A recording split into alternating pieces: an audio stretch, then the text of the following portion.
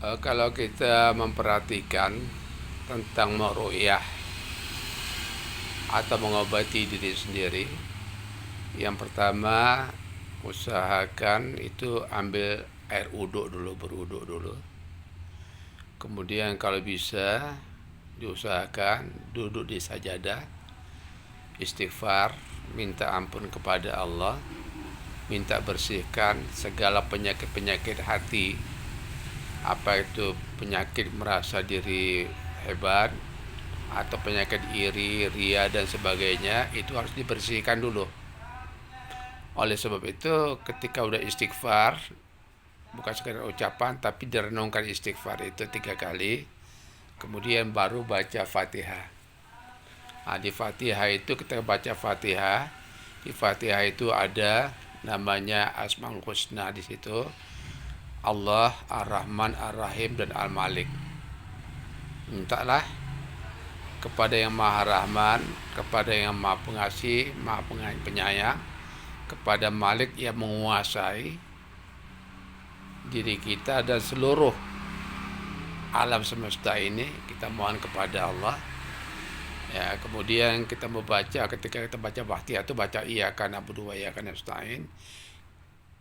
Hanya kepada Allah kita beribadah. Ibadah yang dilakukan itu hanya kepada Allah, tidak kepada yang lainnya. Berarti unsur-unsur syirik harus lepas dalam diri. Kemudian setelah itu maka kita baca, ya, bermohon kepada Allah, wa iyyaka nasta'in. Kita hanya minta tolong kepada Allah, karena Allah itu yang menciptakan manusia, Allah itu yang memelihara manusia, dan Allah itulah yang menenangkan diri manusia ketika manusia itu diberikannya cuma suatu cobaan, satu ujian hidup. Manusia ketika diberikannya cobaan dan ujian-ujian hidup itu, bukan hanya diberikannya, diujinya kita, tapi diberikannya pedoman bagaimana menghadapi tantangan ujian-ujian hidup itu. Pedoman-pedoman di situ diberikannya yaitu melalui ayat Al-Quran. Pertama, Al-Quran itu setelah kita baca Fatihah, kita baca surah Al-Ikhlas. Surah Al-Ikhlas itu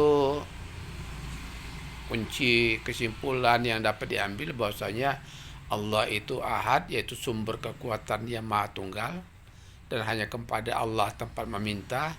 Tidak ada kekuatan lain yang setara dengan kekuatan Allah. Kemudian baca surah Al-Falaq. Di surah Al-Falaq itu kita juga bermohon kepada Allah dari kejahatan makhluknya, atau dari orang yang dengki apabila dia mempraktekkan kedengkiannya kepada kita. Kemudian baca surah An-Nas. Kita tahu Allah itu pemelihara manusia, Tuhan manusia, dan sembahan manusia. Ketika dia sumber kekuatan, segalanya milik dia, kita mohon kepada Allah supaya dihilangkannya was-was itu pada diri kita. Was-was itu bisa ditimbulkan oleh golongan jin dan bisa ditimbulkan oleh golongan manusia.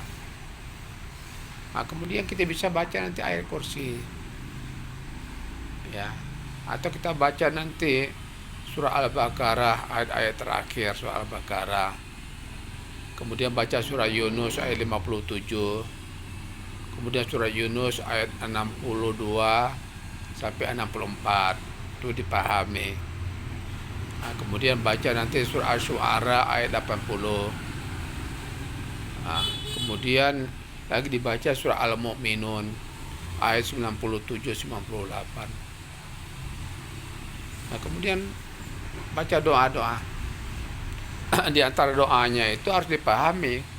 Bentuk doanya itu Bismillahirrahmanirrahim, la yadurru ma'asmihi syai'un fil ardi wala fis sama' wa huwas sami'un alim. Baca itu 3 kali.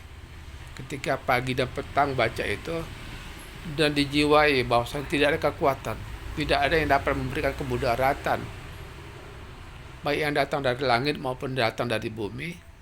Allah itu maha mendengar lagi maha mengetahui. Ketika itu dipahami, kemudian ada keikhlasan kita, dan kita merasa diri kita lemah, yang kuat hanya Allah, yakin Allah akan bantu. Saya rasa itu dia.